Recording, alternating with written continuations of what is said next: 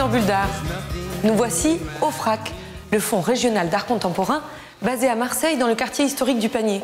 Il s'y déroule actuellement une exposition consacrée à un jeune artiste marseillais qui a récemment réalisé cette pièce.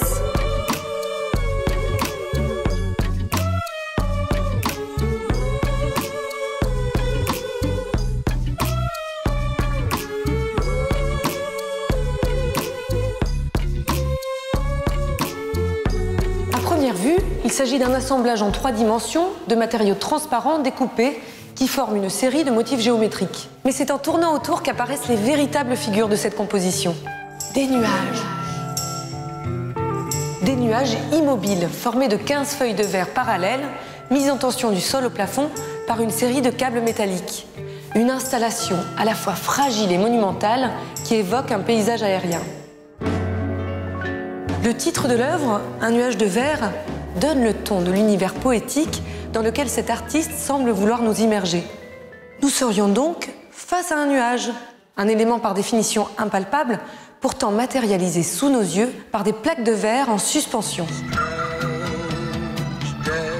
Par cette opération, celui qui se définit avant tout comme un sculpteur tente de rendre une présence physique et sculpturale à ce qui n'est pourtant à l'état naturel qu'amas vaporeux.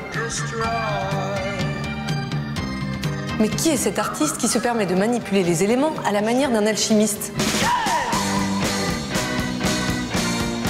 Il s'agit de Pierre Malfette, jeune artiste dont la richesse de travail commence à intéresser sérieusement le monde de l'art. Avec ses flaques en miroir et pierres rocheuses, ses tapis devenant roulants ou volants, ses boules à facettes qui se mettent à pleurer, il met en scène des éléments contraires et joue des tensions entre réalité et imaginaire.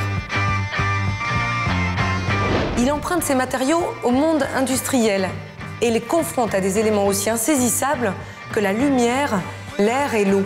À travers ces alliances souvent paradoxales, il aime à détourner à la fois les images et les objets et faire naître sous nos yeux une poésie ambivalente, physique, chargée de séduction.